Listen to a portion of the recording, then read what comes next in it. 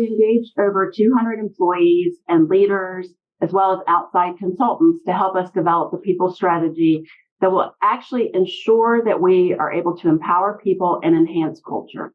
And empower people and enhance culture is one of the critical success factors that is going to allow us to positively impact 1 billion people by 2030. Don't conduct your analysis in isolation because data is so incredibly powerful. Not defending just the tribe, but defending the organization. Those creative people that you really want to keep empowered, keep excited, keep motivated, keep thinking. A good experience pays dividends down the line. Stereotypes tend to break down in proximity. Welcome to We're Only Human, a podcast about human resources, business, technology, and the workplace. My name is Ben Eubanks, your host, and I'm so glad you're here. Hey everyone, welcome to We're Only Human. This is Ben Eubanks, your host. I'm really glad you're here with us today. Looking forward to a great conversation talking about connecting people strategy with business strategy, talking about probably some total rewards and comp things in there as well. And I'm so excited to have Marjorie Williamson here with me from RTI. She is an amazing leader. I had a chance to meet her last year at Unleash and have kind of followed her ever since. And finally I said, hey, let's get together on a podcast, talk about some things that are important to you. And so I'm really glad she said yes. Marjorie, welcome. Hi, thanks, Ben. So I am Marjorie Williamson, and I lead Global Total Rewards and HR Operations at RTI International. I am really happy to be here. I'll take a minute, Ben, if it's okay, and tell you all what RTI International is, because one of our challenges is that we aren't well known, and that's something we're actually working on. So RTI is an independent nonprofit research institute. We have over 6,000 employees, and we operate in over 60 countries. We've been around since 1908-ish, and we were the first presence in RTP, which is Research Triangle Park in North Carolina. We have had employees who have been here almost as long as the organization has, which is pretty exciting. And we have recently gone through some changes that I'll describe to you as we go through. Wonderful. I'm excited to have you here with me. I'm excited to hear more about what you and the team are doing there. I know you have some big visions, some big ideas and things. And again, the thing that most excited me was we hear all the time that HR's got to know the business. We've got to understand what they're doing. And I'm really hoping today we'll hear how you and your team are trying to align with that, because it'll give everybody else some ideas on how they can do that with their own leadership. And hopefully some good questions today to get into. How do we do that better? How does other people follow in your footsteps? All of that good stuff. So you've done a really good job of kind of setting the stage there. So I think let's dive right into it. Let's talk about that. How are you thinking about this? What's the you have a name for this strategy. What's it called again? It's the North Star. Okay. And it's the North Star goal. Okay. And what our goal is to positively impact the well-being of over 1 billion people by 2030, which is a big and ambitious goal. And our mission is to improve the human condition by turning knowledge into practice. And what that means is that I work with a lot of really brilliant researchers, international development experts, and other amazing talent that is required to bring this mission to life. That's incredible. I love that. So let's talk about that a little bit, because that's it's almost like breathtaking when you said that out loud, 1 billion people. How do we take something that's that big and that's that future focused and make that practical and tangible today within your talent practices or within the organization overall? Yeah, so we have had some pretty significant discussions with senior leaders, and RTI recently, last fall, brought in all of our senior leaders, so our top 100, to have a meeting. For the first time, RTI did that last November in order to roll out the North Star goal to all of our senior leaders so that we can then cascade that to our employees so that people really understand it. There was also an effort that we did where we asked employees, how do you impact? How can you see yourself impacting our North Star strategy, North Star goal? And so people could go online and put in how they personally and directly impact that, which was really exciting. And if I think about some of the things that RTI does, we do international development work. For example, we've worked in Africa and Asia in global health, education, wildlife preservation, energy and governance, among other things. We have a clinical research organization whose clients are biotech and pharma. We are working in the social, statistical, environmental sciences. So we do health, including public health economics, behavioral health, child and adolescent research, and it goes on and on. In fact, we have a really interesting business unit that's called Innovation Advisors. And as an example, one of the things they recently did was they partnered with Advanced Robotics for Manufacturing. They came to RTI and asked us to help them find small manufacturers to pilot a new automation project. So it helped them win a grant and expand their program to serve more manufacturers. So as you can see, the work we do is prolific, right? It's just all over the place. Mm-hmm. So it is sometimes hard to get your arms around what are we doing? And so this North Star strategy accounts for all that good work that we do throughout the world. I want to go back for a second. You talked about this top 100 thing that the team did for the first time ever. What was the energy like? What was the energy like in that room with this group together for the first time, kind of seeing each other face to face, and then probably meeting for the first time in person? What was that like? I think you used the right word. It was energetic. People were excited. You'll hear our CEO talk about that event. I mean, there were hugs, people who had been working together for over 3 years who had never met because of COVID, for example. So it was just really vibrant. And we spent a couple of days together. And in the mornings, we spent time with cross-functional teams. And in the afternoons, we spent time with teams that we work with on a regular basis. So in the morning, I was with our head of data science for our social, statistical, and environmental sciences business unit, and other people in very different worlds than I'm operating in. And then in the afternoon, I spent time with my colleagues in HR and global real estate and other areas. So we had different opportunities to discuss what we were able to impact through the North Star. We also talked at that time about what we're calling One RTI. And as you hear, we have a lot of different business units, and sometimes we've operated in a more siloed environment. And what I'm seeing now is us cooperating and collaborating to a greater extent. In fact, we have some goals this year that we haven't seen in the past really visibly that are cross business unit. So that's pretty exciting. And that is coming out of that senior leadership meeting. It seems like that would be a natural extension, like you're saying, of this bigger strategy of how we are trying to go and serve the world as a company overall. We can't be doing that with a bunch of individual little pieces because it's going to be hard to get the impact, right? There's a synergy, there's a value of cross-pollinating ideas, like you're talking about in those different groups, like the things you're talking to someone who's in data science, like we can get some ideas for our team. We probably can get them some ideas as well for what works over there. So that piece of it, but just having some big picture things that we all agree on, we're going to go that direction and we all have this goal that cuts across.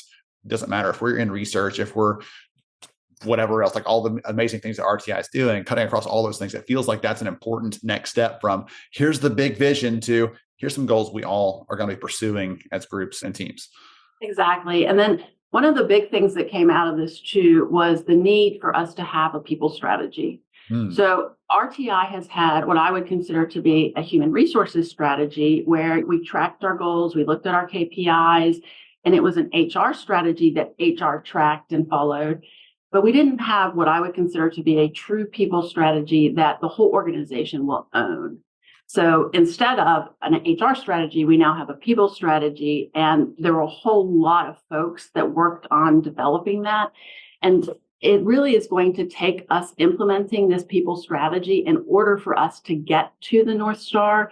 And the thing about this is that we have some things where we're saying that our goal is ambitious and visionary. And in order to do that, we engaged over 200 employees and leaders, as well as outside consultants to help us develop the people strategy that will actually ensure that we are able to empower people and enhance culture. And empower people and enhance culture is one of the critical success factors that is going to allow us to positively impact 1 billion people by 2030. And as a result of that, we stepped back and said we really need a strategy in order to help our employees be empowered and to have the culture that we as an organization want to have. So we actually identified a resource to help us with this, to give us a high-level roadmap. And that resource was actually Good Strategy, Bad Strategy by Richard Rumelt. I don't know if you've read that, Ben. I don't think I have. Well, it's dense, but it's very informative. And what we were able to do is we actually start with, there are 3 phases to developing this strategy. Rumelt goes into all the things that will tell you this is a bad strategy, as well as the things that tell you it's a good strategy. And part of the good strategy is not only the what, but the how and the why. And so we began this process over a year ago. to develop this people strategy. It's really neat. I'm trying to flip back in my notes really quickly because there was so good strategy, bad strategy. There's a book recommendation for anyone that wants to dig deeper into that bigger concept. I was trying to look back because there was one I read a few years ago. I was like, it's not that title, something close. It was, I Have a Strategy. No, You Don't is the title of the book. And it's illustrated. So it's kind of like a comic, it's like a Dilbert version of people trying to figure out what a strategy really is and trying to make that very clear to people that most of us say, oh, I've got this thing. And yeah, that's a good plan, but it's not a strategy because it's missing these elements, or you're not thinking through this lens of it or whatever else. Can I ask you a question? You said something a minute ago that I think was really insightful. And I want to, you skipped right through it like it was just commonplace. And I want to come back to it because I think it's important for people to hear this. You talked about we have this HR strategy, and that's probably something that HR has designed and put together and owns.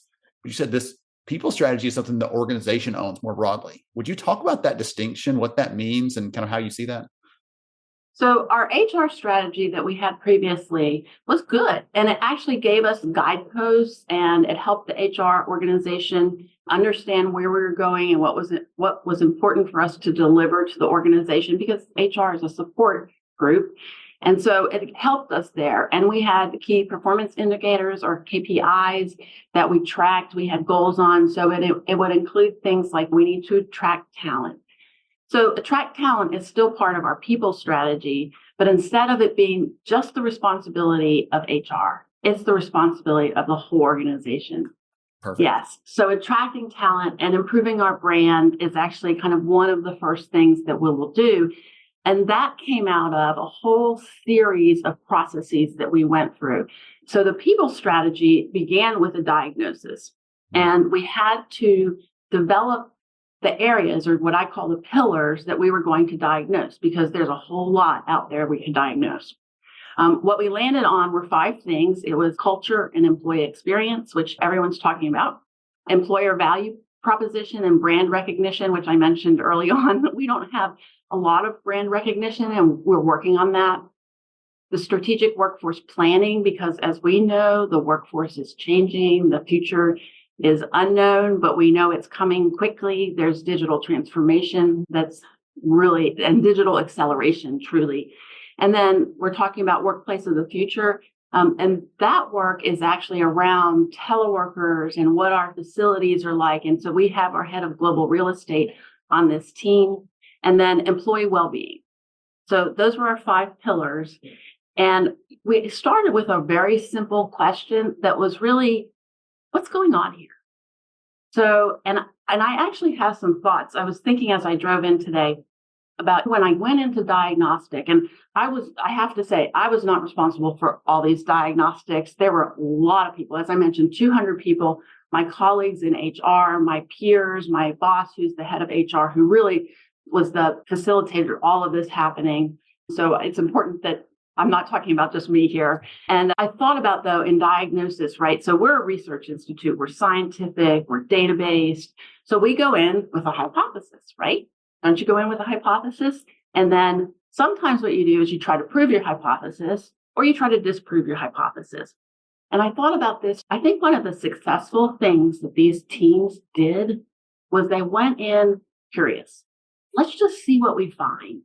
Let's not start necessarily with a hypothesis. Like, it's hard to do. And well-being is one of the areas that I lead. And so it was really hard not to do that, because I did have a hypothesis. And actually, we found that the hypothesis was correct. But that's not the point. The point is going in curious and saying, if we're truly doing a diagnosis to understand what's going on here, it's important to go in objectively and with an open and curious mind. That was beautiful. Wonderful answer. So one of the things that I know that you had mentioned to me is that the team is actually using this thing called a culture and organizational health dashboard. Talk about what that is and what the intent of that is. Yeah. So I have a director of data analytics and HR analytics who reports to me, and she is really, really deep in this and a brilliant player in this field. So I have to call out Michelle Bigham for all the amazing work she has done on this. We started not knowing where to go. But this is actually a CEO initiative. So it's an initiative that our board is looking toward our CEO, Tim Gable, to present to them. And it's a way of us measuring and an early detection system. So we started off not knowing at all where we were going to go with it, but knowing that we wanted to be able to measure culture and organizational health. I will say at the beginning, we were doing a thing, and my boss will recognize himself in this, of boiling the ocean. So throw the kitchen sink in there. Let's get all the measures. Let's find all the data we can find. We're a research institute. We love data. We love facts, right? And so it was a process. It's been a process, and we're still in the process. So I will say today is like a journal entry for me. If we're thinking about Lewis and Clark, this is like my journal entry. So we're not all the way there. We're on our way. And what we said was, we know this culture and organizational health dashboard won't be perfect at the get-go. And we met with our CEO and my boss, the CHRO, and we had a conversation about that we need to allow this to evolve. Some of the measures in the culture and organizational health dashboard include things like client centricity. And client centricity is one of our goals. So measuring it and developing a system to do that is one of our goals this year, actually on our short-term incentive plan. So it's not done. So we have to present this culture and organizational health dashboard this summer or early fall, but that won't be finished. So we have to go into it knowing that we're going to evolve. And at RTI, we have a statement that says, learn as we go, adapt as we learn. And so that's our approach here. I was going to say it's probably in the DNA of the company as researchers saying, we just found out that thing we thought was true is not true anymore. And that's okay. At least now we know the truth and we can proceed based on that knowledge instead of just blindly hoping for the best. And so I think I was hoping that was going to come out in the conversation. That's the way that you're actually adopting and adapting into some of these new approaches is we're going to start here, but the finish may look very different product. And that's okay. Because as long as we're getting to that goal we're shooting for, that's what the ultimate hope is there. So I'd love that. I love that. Well, and I will add, Ben, it's hard for some of us, right? So we go into this thinking, okay, it needs to be 100% right off the bat. We don't want to send anything to the board that's not perfect, right? And so it's been an education and a learning and development process for me, for folks on my team, for really the whole HR and the broader organization to say, okay, is the Pareto 80% good enough? And I guess I don't remember who quoted this, but don't allow perfect to get in the way of good. Yes. And so we have to remind ourselves of that all the time. Yes. One of the ways that I put it for when I talk to friends in the space, like we're trying to do this thing and they say, if it's not right, someone's going to judge me or judge my team. And from the very beginning, you have to say, this is a process improvement exercise. This is not a Marjorie is putting her career on the line for this thing. This is a process improvement thing. And we're going to get some things right and some things not right. And we're going to learn from that and adapt. It's worse if you say, no, I'm committing to one path, right or wrong. I'll commit to that. Just hold on to it, to my fingers. Was it pride from a cold dead hand? That's one thing. But to say, we're starting this, we're holding it loosely because we know that it's not what it's going to ultimately look like. I think that's really powerful as just a reminder for everybody else out there that's trying to start and get it perfect. You'll keep like waiting for one more thing. There's one more data point I need. And it ends up being a procrastination technique more than an actual, I'm going to solve this problem. And you may never quite get to the starting line with that sort of approach. Exactly. Yep. Okay. So goodness, I'm loving this so much.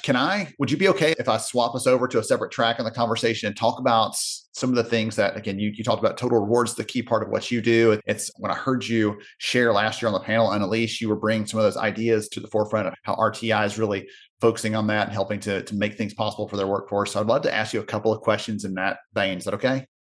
Absolutely. Okay, perfect. So it's like asking a kid if they want some candy. Yes, please. Let's go for it. There you go. So let's just take a second and talk about this because you've talked about some of the bigger picture things like strategy. You talked about these organizational level, you talked about people strategy, and I'm pretty much sure you also have this strategy for comp and total rewards, how you're using these things to influence the behavior of your entire workforce, how you're trying to reward them and compensate them. Would you talk about how you inform that strategy? Because part of it is top down, like what we want to drive. And part of that is employee up saying, here's what we're looking for. Would you talk about how those two things kind of meet, if you don't mind? Well, thanks. So it is kind of like candy. So a few years ago, I guess it's about 7 or 8 now, we began a journey of doing total rewards surveys for our employees. And it's actually a total rewards optimization survey. So employees answer some general questions on the front end where they rank things like of our total rewards, all of our total rewards, what's most important to you. And then they rank what keeps them at RTI. And I'll intersperse an interesting fact here. Our number one retention driver at the last survey we did, which was actually in 2022, so kind of in the middle of COVID, but our number one retention driver was flexibility. Of course, employees valued base pay first and then maybe 401k or medical when they ranked what they value. But the reason they're staying is because we are flexible. And another little interesting fact is that I'm just speaking about our RTP campus. Before COVID, we had 2,600 people coming to campus, and we have 11 buildings. After COVID, 35% of our population is what we call resident, and 65% are hybrid or teleworker. And so hybrid means you come to work less than 2 days a week. So resident is 3 days a week or more. And so you can see how the organization has evolved. I know so many organizations that are dealing with this. And so we took that total reward survey and that input, and it helps us validate where our existing strategy is. So we built the first strategy when we did the first total rewards optimization survey.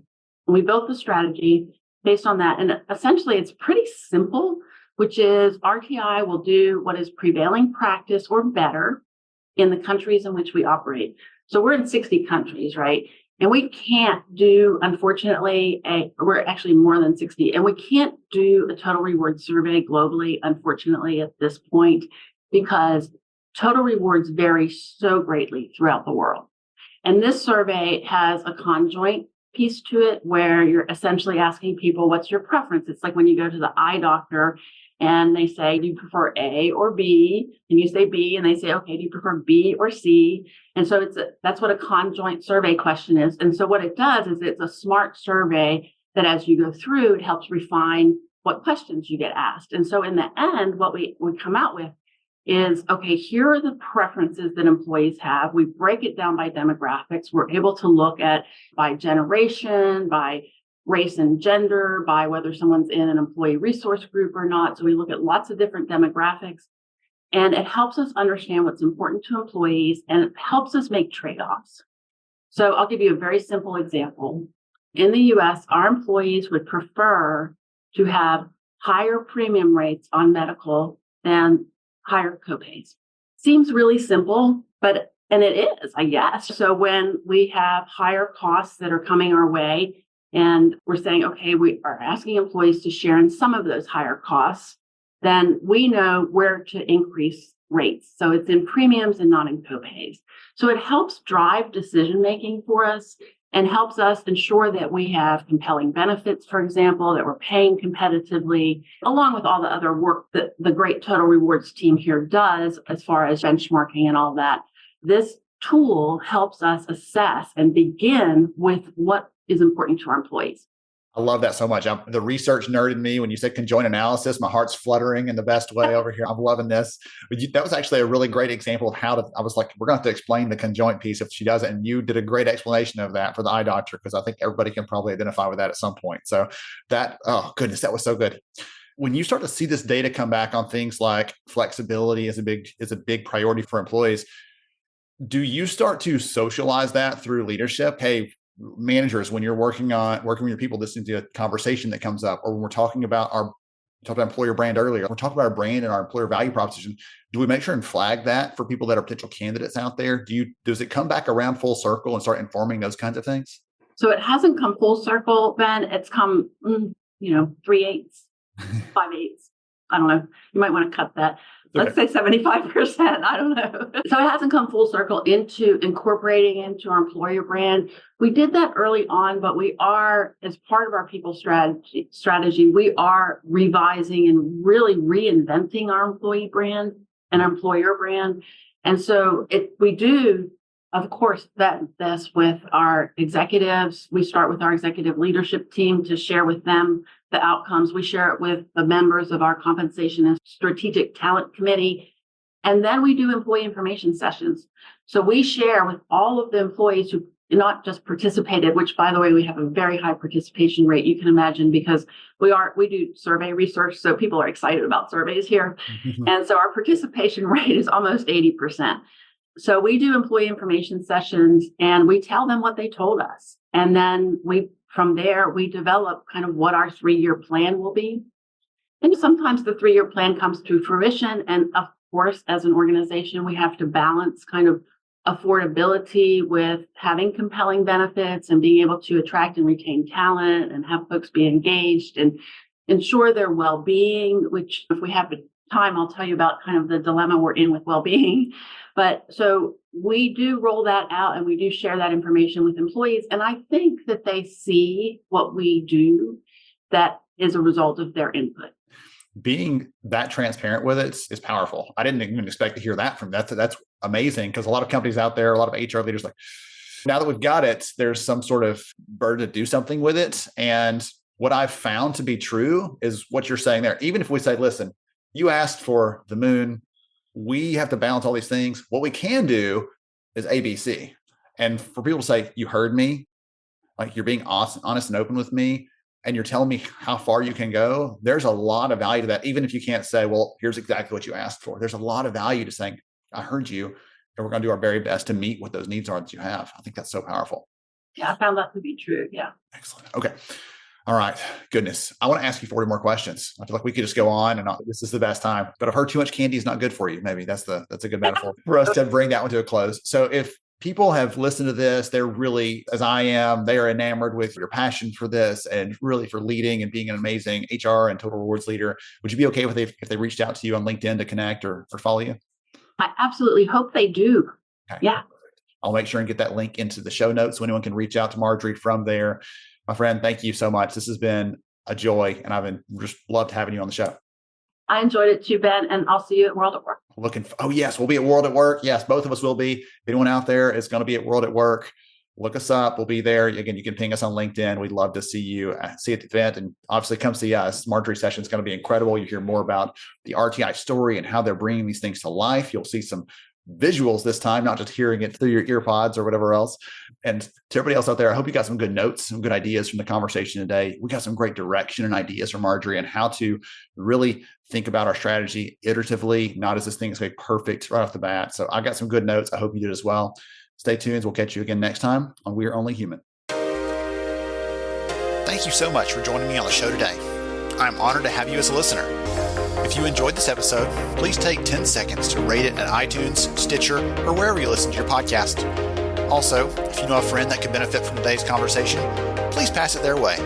After all, a rising tide lifts all ships. To see show notes, sponsor information, and our full show archives, visit onlyhumanshow.com.